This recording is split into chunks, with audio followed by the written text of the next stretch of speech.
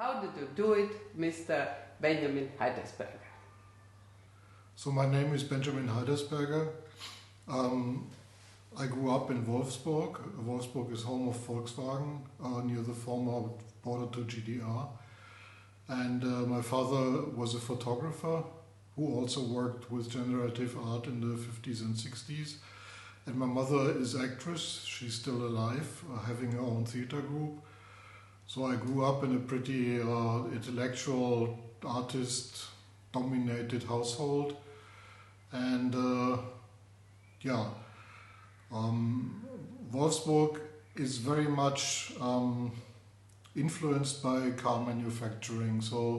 But my family had nothing to do with Volkswagen, except my father worked sometimes for the factory as a photographer. And so eventually I started my own artist group in Wolfsburg called Head Resonance Company with a friend of mine, Peter Elsner.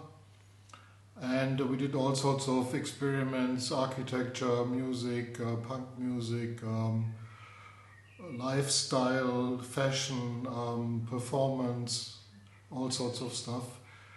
And eventually I got to know Karel Dudezek by minus delta T in, I would say, 78. Karel had sent himself as a parcel to an exhibition in Wolfsburg, Junge Stadt sieht junge Kunst, himself as a piece of art in a box, and he arrived in that castle where my father had his studio, and we met at night because he needed a hammer and I had the hammer, and that was kind of the beginning of our relation. Then Minus Delta T invited us to the opening of the new opera in Frankfurt in, I think would say, 1980, and then a whole series of collaboration between me and Minus Delta T began. Culminating in the Bangkok Festival in, I would say, 83 or something, 84. Yeah, and in between I started to study physics, biology and computer science in Braunschweig for a while, but it was too boring somehow, and so I quit and fully got engaged into the arts and started my own artist group with Karel, Mike Hens, Sarzo Vanasco, and a whole bunch of very interesting people, programmers, designers, graphics designers. And we did a long series of projects on Ars Electronica a lot, starting in, I would say, 86 or 87 with a simulated radio station, later pirate radio stations, television stations, pirate television stations. And what I got interested was interactivity. It was the exchange between the audience and the transmitter, the feedback loop between the audience and the station. And that was kind of the program for many years. In 92 we got invited by Jan Hood, the curator of Documenta 9. After we had done a crazy project on Documenta 8, Kulturpolizei, Cultural Police. And in 89 we did Piazza Virtuale on Documenta 9. It was a major effort. We broadcasted 100 days, each day about 7 hours on 3Sat, and we had our own satellite from European Space Agency and an uplink from Telecom to the satellite directly behind our studio. And it was a very, I would say, a really groundbreaking project. In a way, and this is also the claim of the book by Tilman Baumgärtel, we invented social media at Documenta 9. I mean, that was all pre-digital, it was all pre-database, pre-internet, but still, by the means that were possible, we developed a social medium on television with, of course, its own limitations, but had up to 110,000 callers per hour in Kassel. And the whole thing was quite amazing. We had a team about 30 people and broadcasted 100 days every day. And After that, we repeated that same project in Tokyo in '93. NHK invited us there. And in '94, we developed, I would say, metaverse. We had a 3D environment where you could control your own avatar and have multimedia communication with other users in that virtual 3D space. Amazing is that the first browser was developed in '93, '94, so we had to develop our own browser to make it possible. And that was called Service Area AI for ad infinitum, forever. And then eventually, a little bit later, the group started to dissolve for many reasons, and each of us went our own way. Salvatore started a company. I continued with another company, Ponton-Lab in Hannover. And the Lower Saxony government had invited us to come there from Hamburg, and eventually we did a lot of quite nice websites for the Lower Saxony government, and later for Germany, Deutschland.de. We did for about 10 years in 6 languages, including Russian and Arabian, and all sorts of highly prestigious websites until eventually in 2010 I had enough of the internet and of websites, and I tried to sell my company, but nobody wanted to buy it, and so there was a day when I said I'm leaving now and not coming back, and moved to Berlin. That was in 2010. And picking up old strings of projects, like the one that I'm doing now is called pentatonic permutations. Pentatonic permutations is a very old idea by Peter Elsner and me. We wanted to put sound sculptures around the world, transforming sunlight into music. And these sound sculptures should play something, and it was not fully clear at the time what they should play. I had programmed an old 8080 system with a simple synthesizer that could be part of that sound sculpture, but it didn't really sound nice, and it was kind of too electronic at the time. And so eventually I was on a sailing trip in Sardinia with a friend of mine and started to program what's pentatonic permutations today. It's a piano composition that started with a Big Bang 13.799 billion years ago, and will continue another 16 trillion years into the future, dividing time into segments of 16 seconds that play permutations of the same pentatonic system until the last permutation is finished in 16 trillion years, and then the composition will end. And the interesting idea about it, it's time synchronous. So wherever the pentatonic permutation is played is the same sound and the same notes at the same time. So it's the old idea of people looking at the same thing and experiencing the same input somehow, and feeling a certain togetherness by listening to the same stuff. And so I have this maybe hippie idea of this is bringing peace to people because they hear the same things and can hear the same things. And it's a solo piano with one note per second or pause. And for a while ago I started to broadcast it globally on different networks, of course the internet, also together with the internet TV station, and developing further and further, trying to find an audience, and it's starting quite well, and I love the project. The other stream of my life, or the other string of my life, is of course my father's work. My father was born in 1906 in Ingolstadt in Germany, but grew up in Linz and became 100 when he died in 2006. He he studied architecture in Graz in the 20s and moved in 28 to Paris and stayed there for 3 years, having an atelier in Montparnasse and living all that Paris time. Met all the intellectuals at the time, had many contacts, was at the painting school of Fernand-Léger, and by photographing his own work, painting work, became a photographer. And then had a very adventurous course through Europe with his first wife, and ended up in Berlin in 1936, so he came back to Nazi Germany because he would lose his citizenship if he wouldn't come back, and got to know the architect Herbert Rimpel, who built a lot of the war industry in Germany, like the Heinkel airplane factory in Oranienburg or the Hermann Göring steelworks in Salzgitter. And my father started his career in Nazi Germany as a architecture photographer.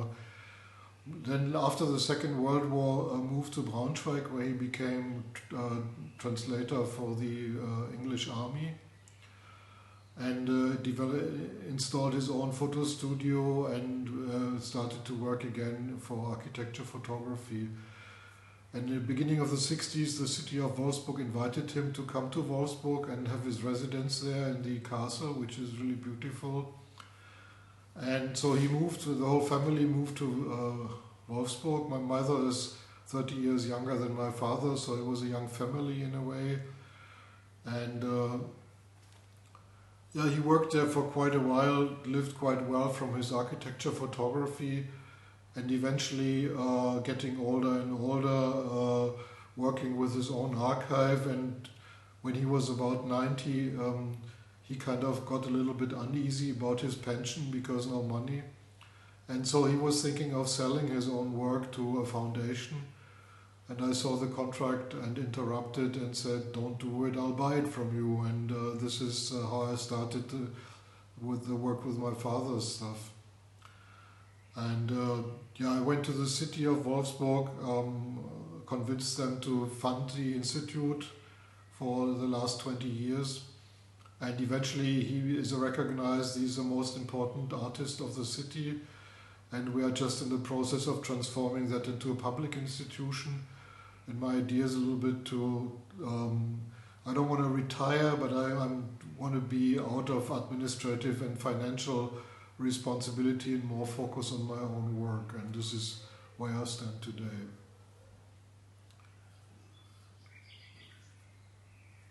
I started very early with computers, so I built my first computer when I was 15 in Wolfsburg, a relay computer, and later on I bought some chips in the US on a trip in the US in the end of the 70s and built my first microcomputer system, and amazingly it worked somehow.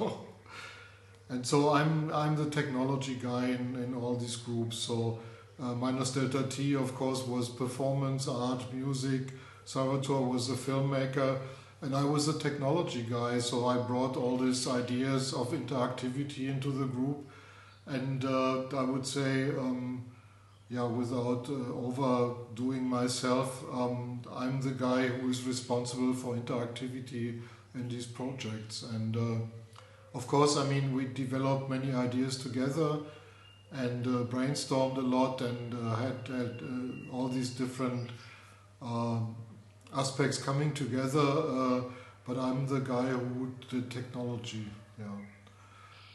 But I must also say, Ponton and Van Gogh TV was always a collaborative work, and it's not very clear who did what, and this is a very modern way of working, but on the other side it also becomes a disadvantage if you want to understand who did what. And also I have to say we had really tremendous people working with us and for us. Christian Wolf, who is now at Dolby Labs in San Francisco, or Ole Lütjens, who did a lot of the graphic stuff, other programmers. Personally, I'm not a very good programmer, and I can do some assembler, I can do some basic stuff, basic as a language, but I'm not an advanced programmer. But I have a feeling that I can at least communicate with programmers, telling them what I understand should happen. And that was the basis of a lot of projects that we developed. And how did I do so? What depends a little bit on the project. The first project with interactivity and technology was Ars Electronica 82. We had a circle of 8 or 16 people and a robot camera that would turn around and focus on individual faces. And the people that were focused by the camera were kind of the lead singers in a composition, and people could communicate through a computer system in that circle, and so it was like a social sculpture or something. And it was like, and the technology behind it was that robot camera with the 8080 processor and the necessary switching technology to connect people. And that developed and developed. Let's say then we had the pirate radio and TV stations. The transmitters were built by Vincent Larot, a guy from Holland. First, I think the radio, I'm not sure if the radio was built by him, but at least the TV station was built by him. And what we did was had an open system somehow, so people could call in to the station, and whatever they would say would immediately be broadcasted back to their homes, and this created that feedback cycle that was the core idea of many of our installations. And of course the most elaborate system of that was Piazza Virtuale. So we had, Piazza Virtuale was a bunch of media that were connected through different channels to 3SAT and broadcasted and back to the homes of the people. And we had an installed fan base of hundreds of people that would regularly meet and participate in the transmissions, prepare themselves, either be on satellite or on a normal cable in Germany. And the mediums, the kind of media we used at the time, were we had an ISDN picture phone system, so live video, more or less live video on television, on telephone lines, ISDN telephone lines. So Deutsche Telekom was in the phase of testing out if video communication at the time was interesting for people. And it wasn't. I mean, like normally, it took Corona really to make video communication interesting for society, and we have it today. I mean, it's there and won't go away. But in Piazza Virtuale, we did first tests with that video systems. We had a video telephone installed in a Wohngemeinschaft in Göttingen. They would broadcast directly from their lives at home. We had lots of cameras in documenta. Then the other idea was fax. So we had a next computer that would receive fax live and would then put them on TV as they came in, fully electronic. Then, of course, modem communication.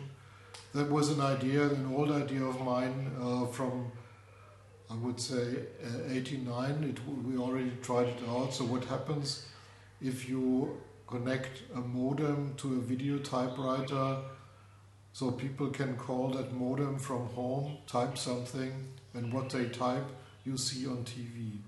That was quite revolutionary at the time, because it's not in a private world, it's really possible millions of people could see what you do, and all the problems of censorship arose, and normally what's called live TV is not live. You always have that loop of 20 seconds, so if anything happens you can interrupt or the transmission.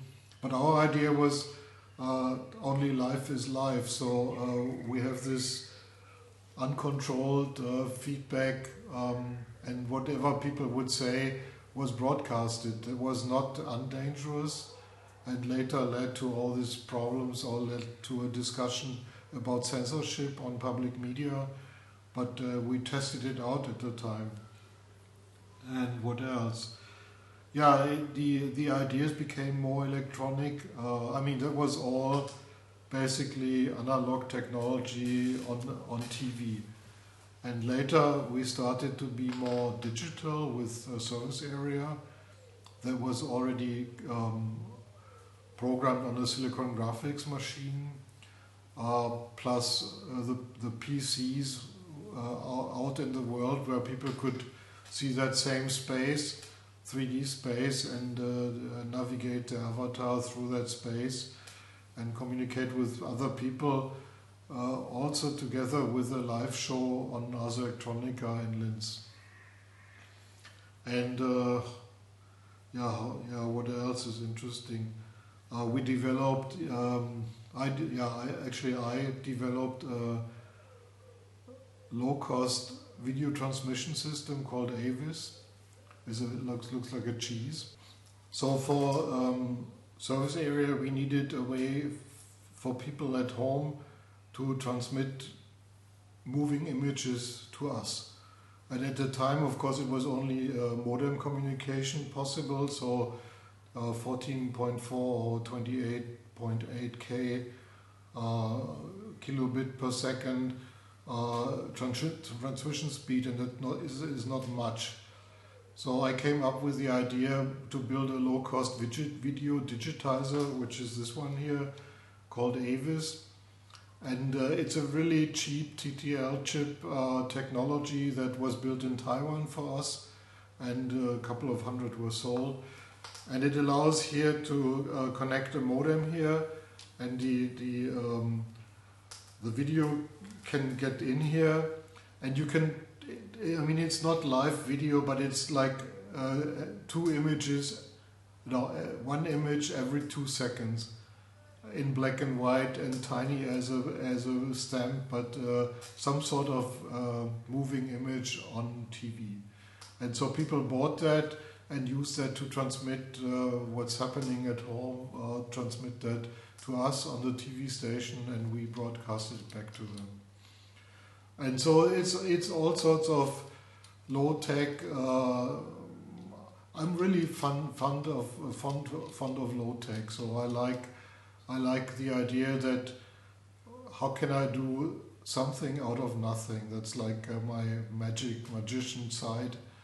And so I'm always thinking of how can I use something that is intended for something else as some effect or something that makes sense in a TV broadcast. And so we had lots of ideas of that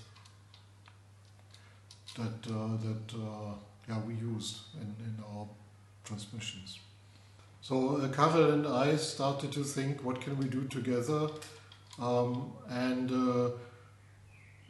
was in Hamburg already, and I was also there. So after having some small video studio near my home, we met Klaus-Peter Denker. Klaus-Peter Denker was Kunst im öffentlichen Raum, so art in public space. And he invited us to have residence at the Haus Kunst und Handwerk, Art and Handicraft, in Koppel in St. Georg in Hamburg. And so we got a really beautiful studio there, and we transformed that space into a collaborative workspace with really crazy people, very gifted people. We had permanent installation there of a robot camera that you could drive through the space. We had programmers there, designers, got sponsorship from the industry. They always gave us the latest developments to test out what can we do with it. Philips gave us a lot, and other computer companies as well. So we also entered a very creative phase where the industry would give us stuff and we tested it out in a way. And that was the basis for many things also at different Ars Electronicas and Documenta 9, that we got technology from the industry. So at Documenta 9 we had truckloads of technology arriving every day from Sony, from Philips, from a long list of companies. We had altogether a sponsorship of, I think, 2.5 million marks at the time. And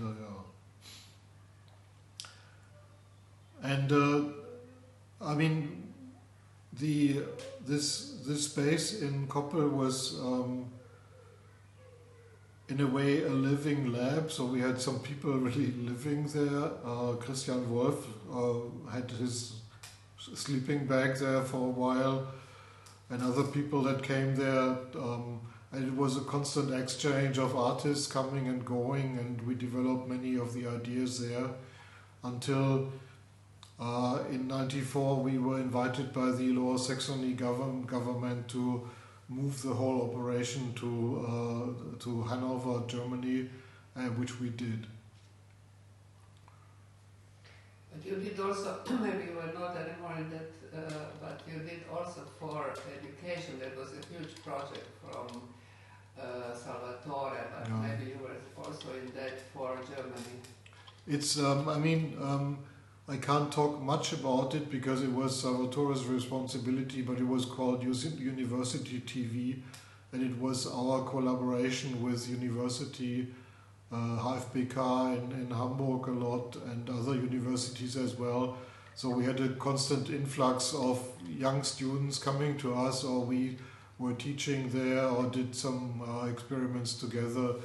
And that really initiated a lot of careers in Germany about multimedia, about these kind of things. And yeah, I'm still in contact with some people who got their initial inspiration from there.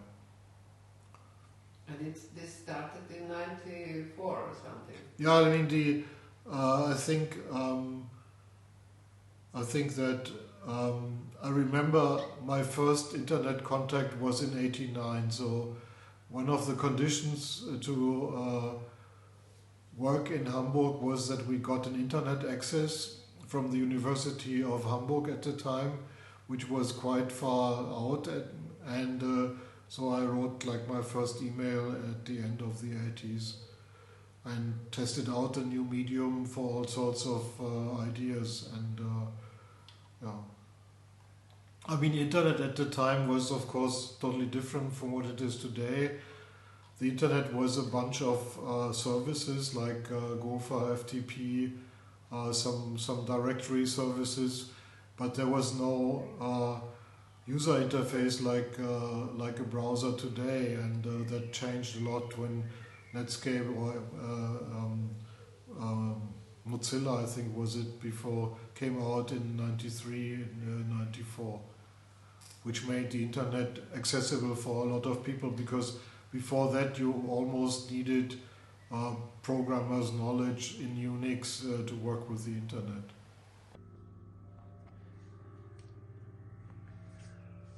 So what we see here is a whole bunch of machinery that produces two different fields of art. One is visual and one is audio. So what I have here is, on one side, a system that I started to develop when I was about 20. It's the reproduction of my father's rhythmograph in electronics. So he built a huge machine, 6-meter pendulums to produce Lissajous figures. And I realized that by building an electronic analog computer, I can reproduce these pendulums in a small machine, and that's one of these machines here. And eventually this is further and further developed into a better setup, more professional. So I'm displaying on this oscilloscope here, displaying the Lissajous figures This is the camera that records them, and it's going into a video system that allows for modification of the Lissajous figures. The other thing that's happening here is pentatonic permutations. So I started to develop pentatonic permutations here. And this is like the first prototype. This is a Raspberry Pi that is running the program that pentatonic permutation is. On that display you see the output of pentatonic permutations. And what I'm doing now is I started to broadcast on the internet. And so I studied the initial sound setup here. It's a compressor, limiter, and some audio equipment that allows for modification of the sound. So I'm checking out what sounds nicely to be broadcasted on the internet. And so I switch on the sound a little bit.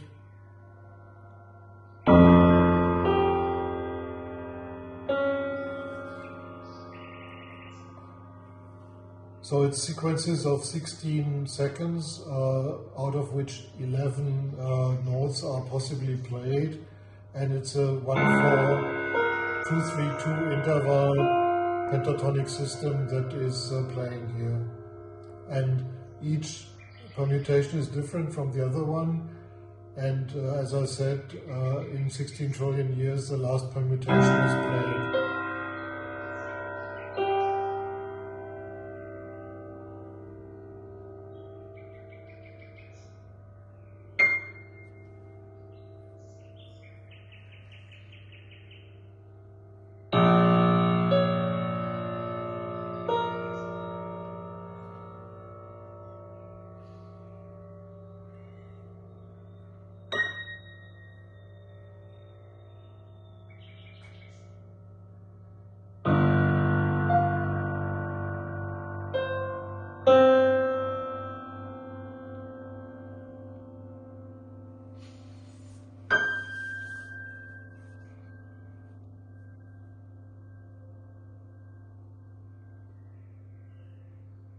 Alexa, play Radio Peace. I'm having trouble hearing. Can you say that again? Alexa, play Radio Peace. Playing pentatonic permutations. You're listening to pentatonic-permutations.de, live from Berlin.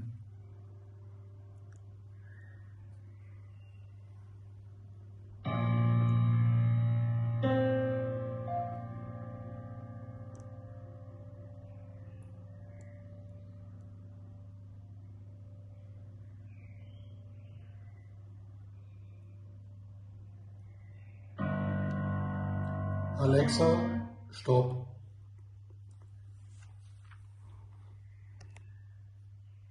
Tell me. See, now tell me about. Okay. So, pentatonic permutations has nothing to do with artificial intelligence. It's more like a world clock, just playing predetermined from the very beginning with the Big Bang to the end in 16 trillion years, a predetermined sequence of melodies, and it's not in any way connected to artificial intelligence, except maybe Alexa wants to understand what I say, and so artificial intelligence is a helping function to start pentatonic permutations. Playing pentatonic permutations. You're listening to pentatonic-permutations.de, live from Berlin.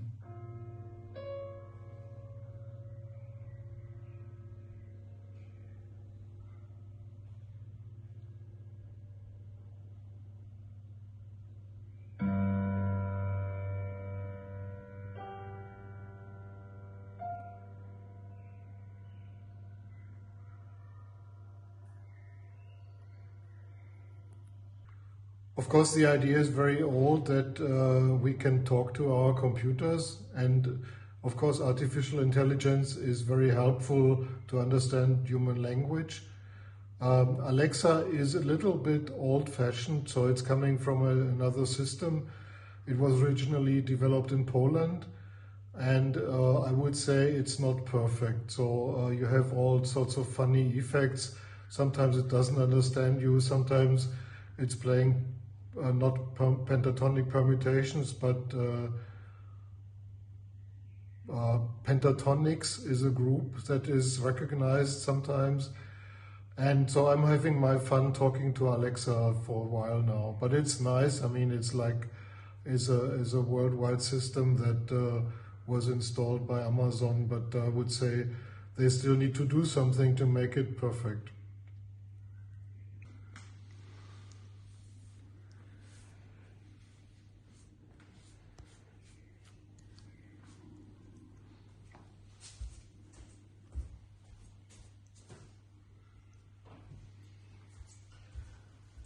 So what we see here is a very old Sennheiser microphone called Kunstkopf, artificial head, dummy head microphone.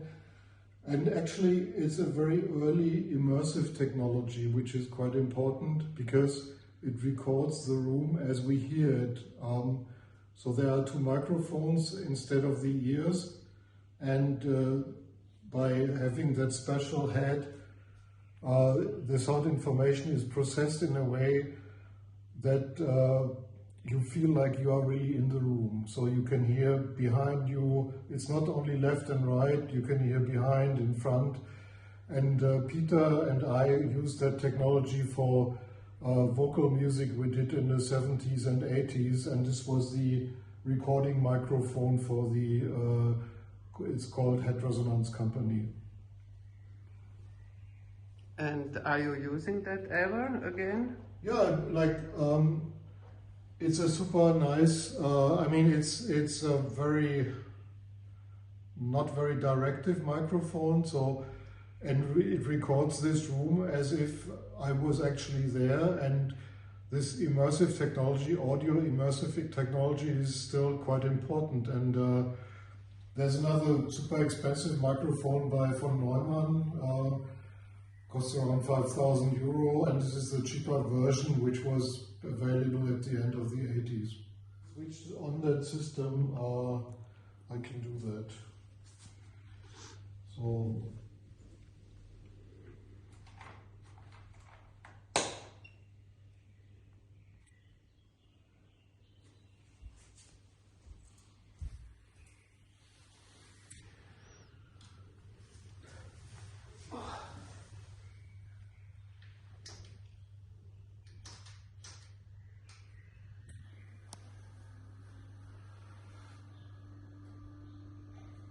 let's see what comes out here. If something comes out at all, because I haven't used that for a while.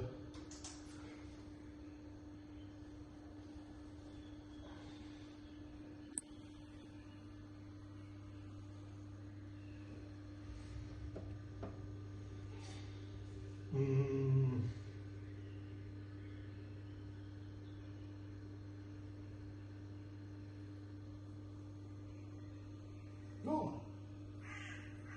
Something's happening here already. Good.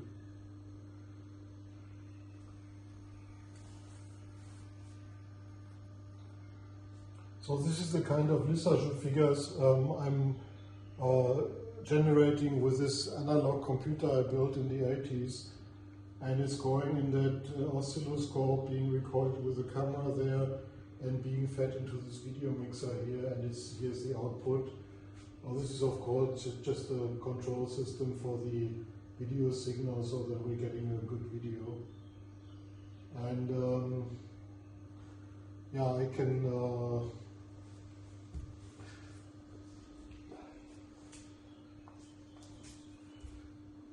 let's see.